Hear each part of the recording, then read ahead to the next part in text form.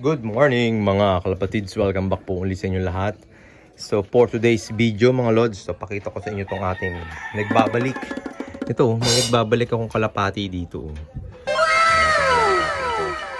Yan, ito ay kinarera ko nung huling South Derby race last year.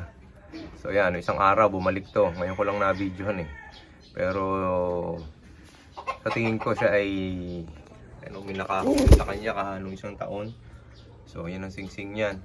Medyo payat siya mga lods, no? Pero ganun pa man na nagawa pa rin niya makauwi, no? Ano kaya nangyari dito? Binagyo na to eh.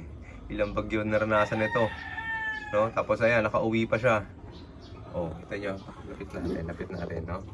So ayan, ito yung mga lahi nung kung ko nagkakamali, ito yung Jaime Lim to eh.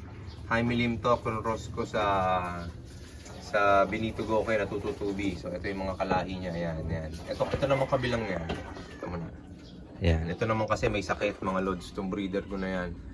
Medyo namayat siya. Buti nakaka-recover na. Ayan siya. Teka lang. Ano ba? Ayan.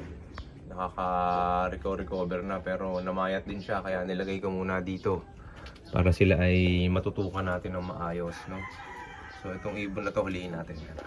Pakita ko sa inyo yung kanyang masigla na oh. Masigla na ulit siya oh. Tumataba-taba na siya mga lods oh. So ayan, ito naman mga lods. So ito kalahi din niya nun. Yung ating mga Jaime Lim tututubi na lahi. Ayan, mga pinag-cross ko. Ito yung mga breeder ko. Pero ito, mataas ang dugo nito ng tututubi mga lods. Ayan. 75% to ng 222B, 25% lang to ng Jaime Lim. So, ayan. So, ito yung mga ginagamit natin breeder. So, ayan. Medyo payat din to mga lods kasi nagkasakit ito eh. Pakita sa inyo. Pasensya na kayo, medyo maingay. May nagagawa kasi dito ng bakod. O, ayan o, medyo namayat din siya, nagkasakit. Pero sa tingin ko siya ay magaling na. So pwede ko na siyang alpasan mga lods. So alpasan na natin mga lods ha. Kasi pag ito inalpasan natin, babalik na siya doon mga lods. Okay? So alpasan na natin to. Yes. So ito, magaling na nga siya. Si Chupele. So magaling na siya. Wala na siyang sakit.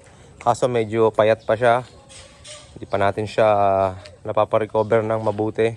So ngayon naalpasan ko siya mga lods para siya ay maging makapagpagpag naman ng katawan.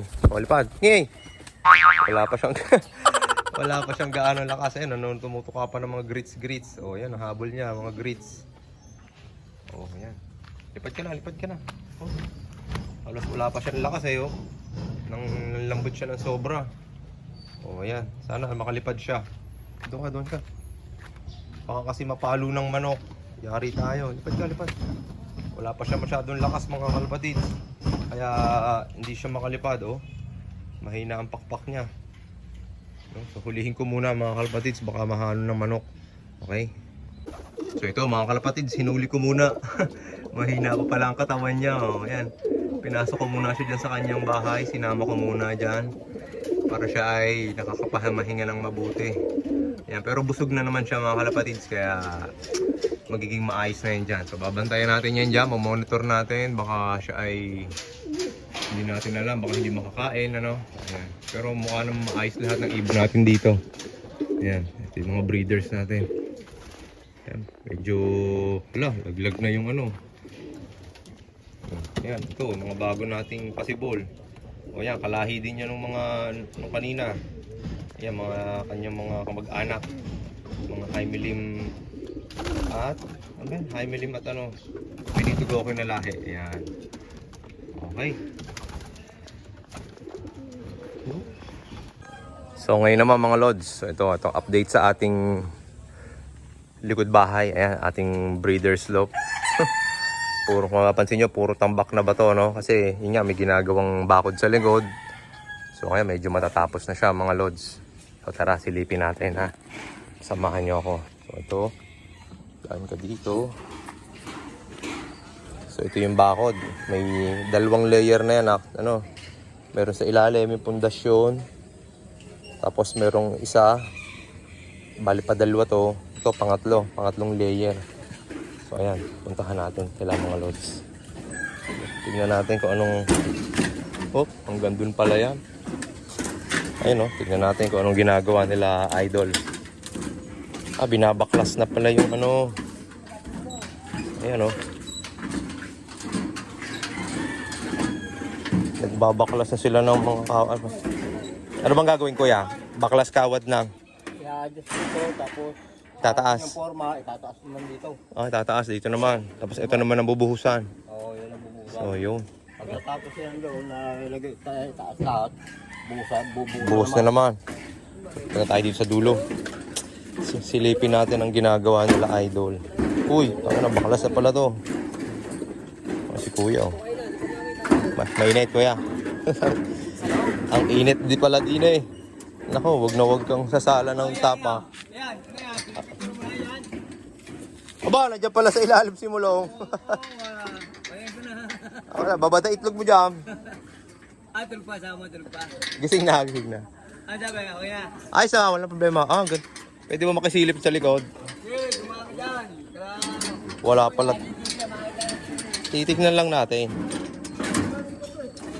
Mauga pala dito. Baka tayo dumaples. Ayan oh, sila kuya oh. Okay. Ang ganda naman ng rest house nito. Kanina ba tong rest house? Pa-istorbo lang kuya. Session na kayo. Hanggang dito lang pala. Mabuti pa kalasali, tapos na. Ito, ano ba to? Kala Ate Nini. May rest house, social, ano? Yayamanin. Yan, sarap mag-inom dyan. Oo, lamig. Mag-iinom ka, tapos meron kang sumasayaw na, ano? Sumasayaw lang naman. Ano, dyan, oh, pagiling-giling dyan. Yan, ang ganda dyan. Amaze. Ngayon ko lang napansin to, ah. Pero sa loob niya. Sila father yan eh. Yes. Sila idol. Dito naman sa taas pa lang ginagawa nila idol. Adjust lang ang adjust. Oh yan, ito. Kabila. Hanggang doon lang pala yun. Oh yan. Ito ang update sa ating bakod sa likod. Uy. Ano? Daples ang paa mo dito. Makikiraan po. Uwi na ako. Ha? Sino? Ha? Uwi na. Malapit na. Malapit na. Oh. Uy. Uy. So, ayan mga lods. Oh, kaya sa kuya oh. Lang yung init dito. Ang init dito mga idol. Okay, tara, balik na tayo. So, ito yung ating loob. Oh. Pakainit.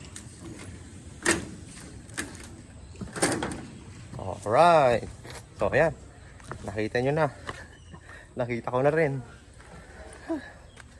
So, hanggang dito na lang. Tapusin natin ang video na to. Maraming salamat sa panonood. God bless. See you sa susunod na video ah. Pasensya na kayo. Minsan lang makapag-video. Ngayon, dalas-dalasan natin ulit ang pagbibideo natin. So, hanggang dito na lang. Bye-bye.